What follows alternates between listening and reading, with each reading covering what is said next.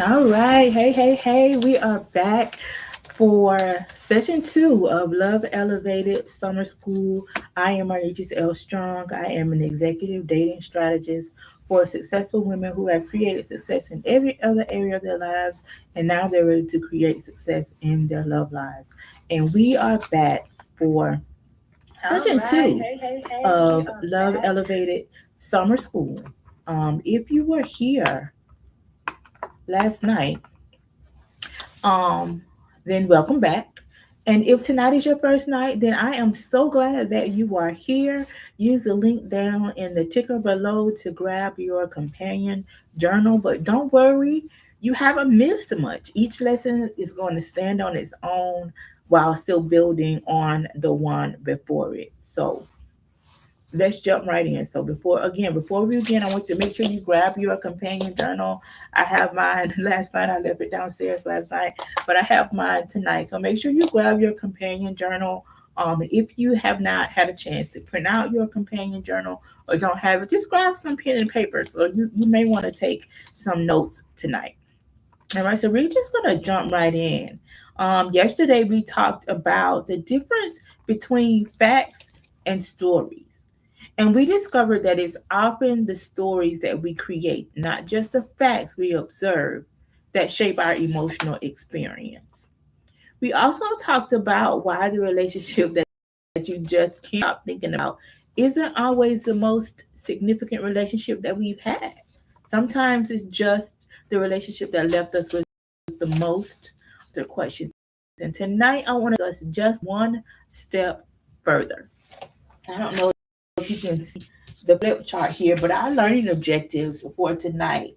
By the end of today's lesson, you will be able to distinguish potential from promise. All right? You're going to be able to recognize when you've been become invested in an imagined future. And you're also going to be able to evaluate present evidence before emotionally committing to future possibilities. And so that is what we are going to be going over tonight. Yes, I am serious about this. I have the flip chart with your learning objectives because this is school, right? All right, so let's get into it.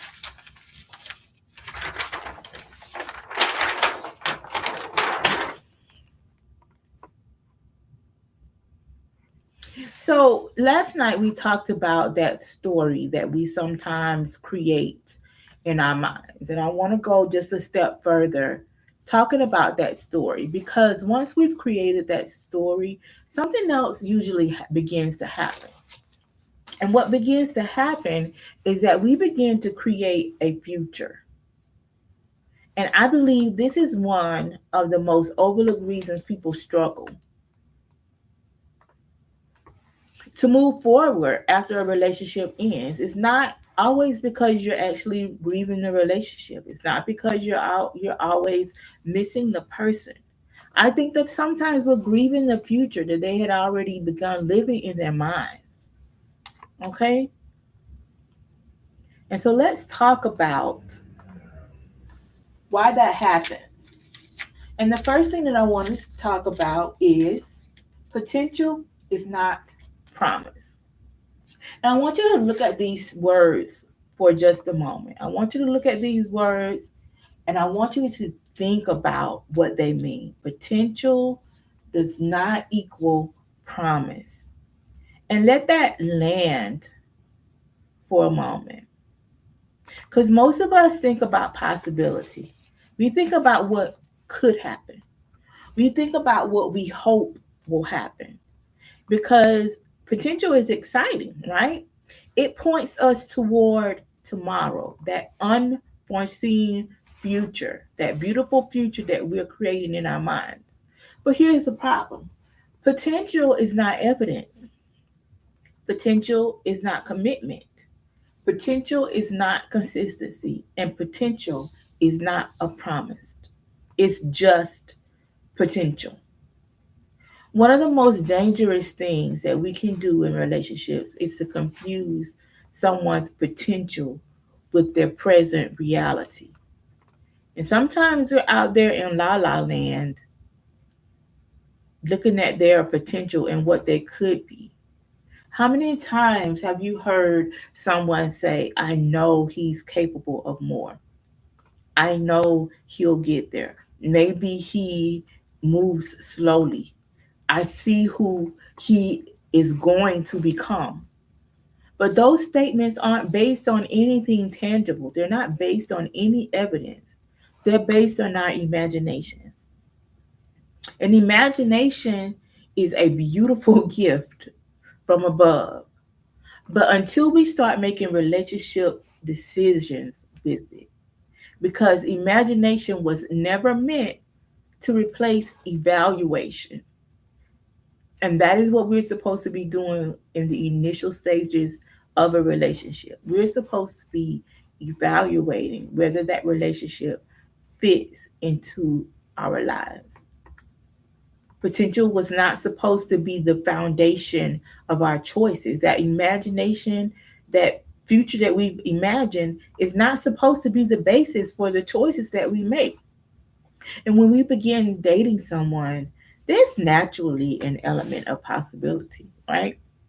You're learning one another, you're discovering one another, you're asking questions. Like that's natural, it's healthy. But what is unhealthy is when possibility quietly starts to turn into certainty. And it happens quietly and over time. You're there before you even really are cognizant of that, the fact that's what you're actually doing. So when we begin to act as though something has out that has been promised, we're acting like it is already here only because we've imagined it. That is where the problem comes in. So I want to give you an example. Imagine that you've been dating someone for 4 months.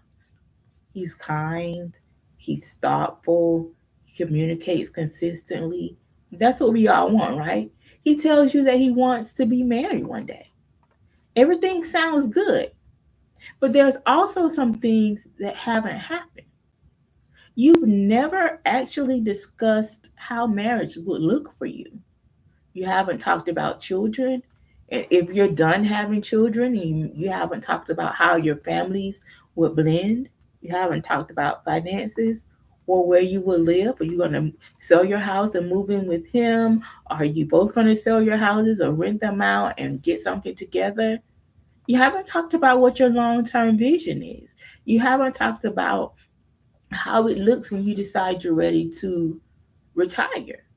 When you get ready to retire, maybe you've always dreamed of traveling, and maybe when he's always dreamed of lazy afternoons sitting around the house watching Sports Center.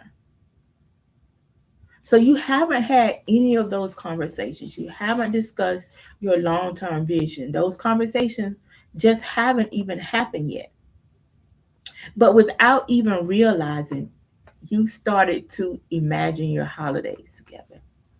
You're imagining your wedding, growing old together. Now, I want to ask you something. How many of those things have already actually happened? Remember, you've been seeing them for 4 months. I went through the list. None of those things have happened yet, but they happened in your imagination. And that doesn't make you foolish, it makes you human. Every one of us has imagined a future, and not just in this area of our lives. We've imagined futures with our careers. We imagine futures with our finances. We've imagined futures in every area of our lives. So, this area of our life isn't exempt from that imagination. So, the problem isn't imagination. The problem is the emotional investment that you are attaching to something that hasn't been supported by evidence. So, what's happening is that your emotions are attached to the future instead of being rooted in the present. And that's what tonight is about. It's about recognizing the moment when possibility becomes emotional certainty. Most of us don't even realize that we've crossed that line until the relationship actually ends. All right, so let's go to our next page. So I have created two columns here: what I know and what I added, right? And so we're going to do an exercise. So notice I'm not asking you whether the relationship was good or bad. I'm not asking you whether the person was right or wrong. I am just asking us to separate information from imagination. So let's go back to the same example that we talked about before. Here's what we know: he communicates consistently, right? We know that he communicates. We know that he's kind, right? We know he's kind. And we know that he said he wants to get married one day. Okay? So we know that maybe you've met some of his friends. Maybe we talked about enjoying spending time together. Stay with me because we're going somewhere here. These are all the things that we know. Everything else, the holidays, the wedding,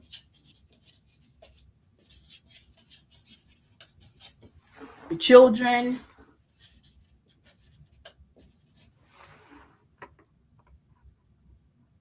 that future that you quietly started creating, it belongs over here under what I added.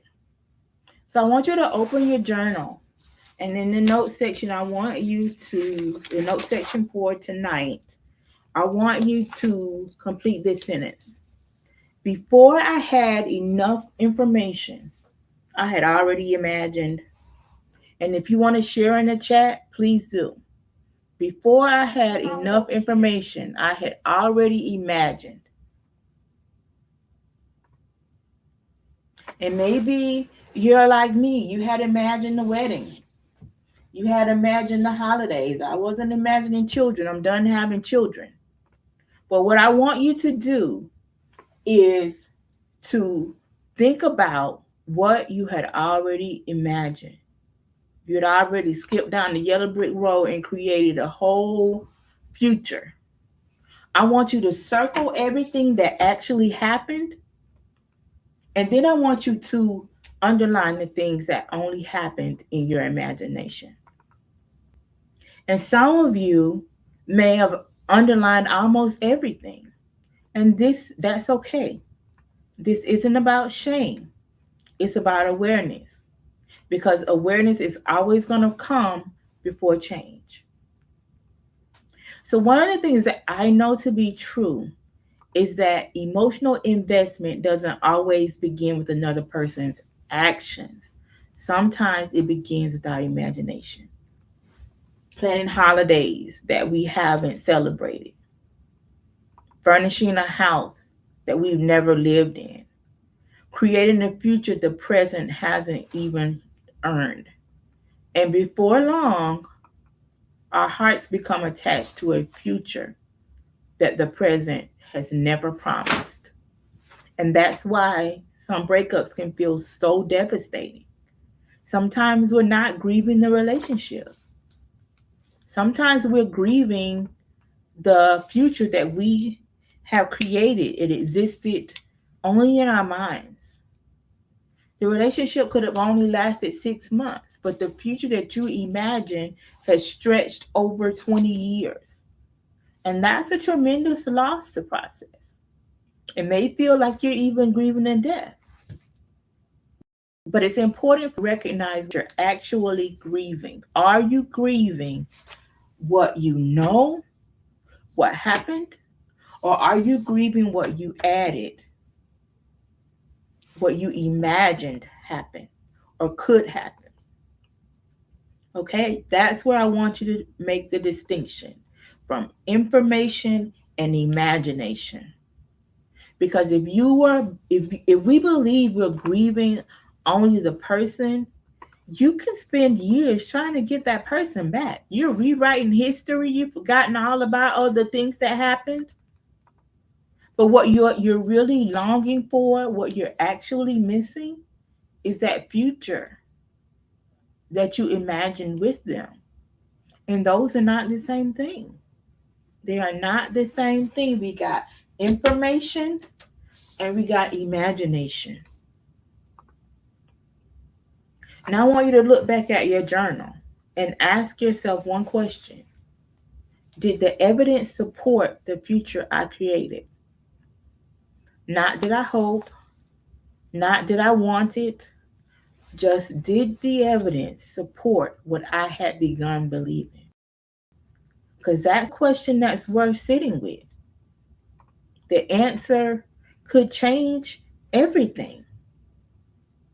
And there's one final thought that I want you to leave with you tonight.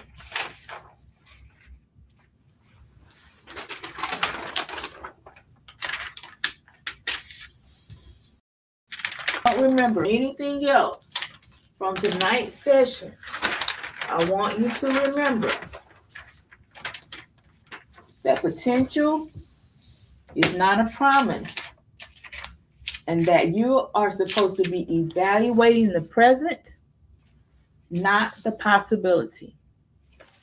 We want to stay rooted in the present. Okay? Evaluate the present, not the possibility. Okay? And I know that sounds heavy. And as a matter of fact, if you're watching with me now or you're catching the replay, let's stop. This is a great place to stop and take a deep breath, because this has been heavy.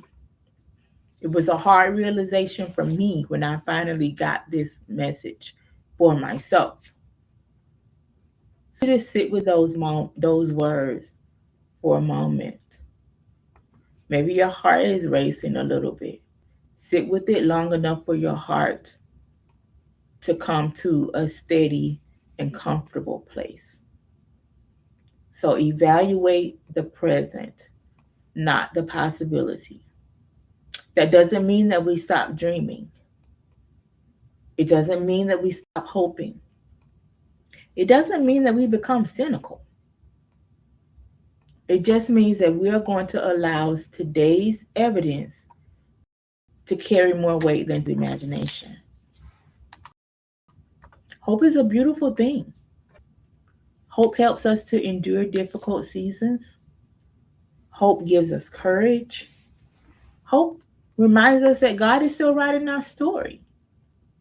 But hope was never trying to replace wisdom.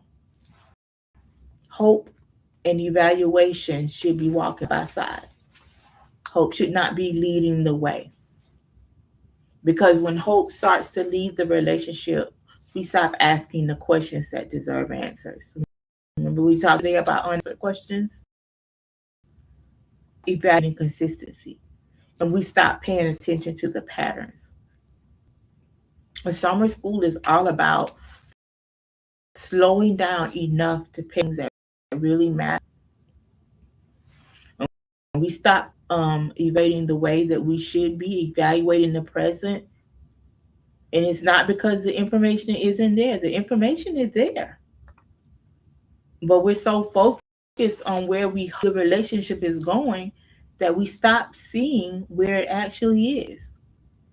And that's why I encourage women to become students of the present. What is happening today? What has this person consistently demonstrated?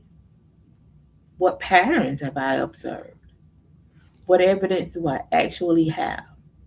Those are questions that are going to keep us grounded. Remember that movie Up, where the guy went up attached a balloon to his house and just went up into the air?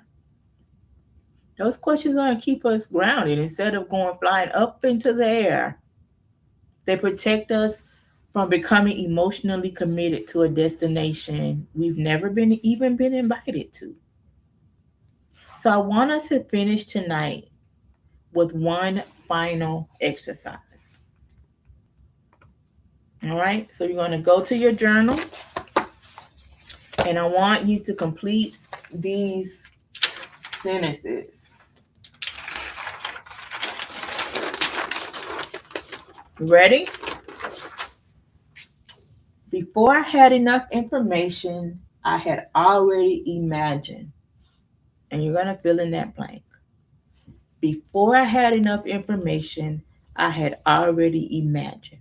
And fill in what you imagine: the wedding, the holidays, the blended family, the vacation.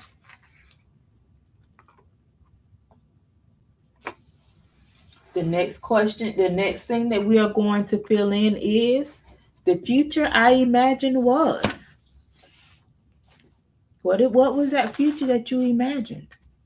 Maybe it wasn't the wedding. Maybe it was blending households. Maybe it was spending holidays. The first time you went out and introduced them to your friends. The company party. Maybe you're thinking about all of the things that you don't have to be uncomfortable anymore because now you have your plus one. Then the next thing that we're going to fill in is the evidence I actually had was. I'm going to go back that chart we had where we talked about, what did we talk about? What I knew and what you added. This is the space. The evidence I actually had was he invited her to lunch, took her to Quiznos, and paid for his meal, and then asked her if she was okay. That's what actually happened. That's the evidence. And if you weren't here last night, that's an example that I used last night. Okay? And then the last one sentence that we're going to fill in is one way I stay grounded in the present is. What is one way that you can stay grounded in the present instead of skipping ahead to the future?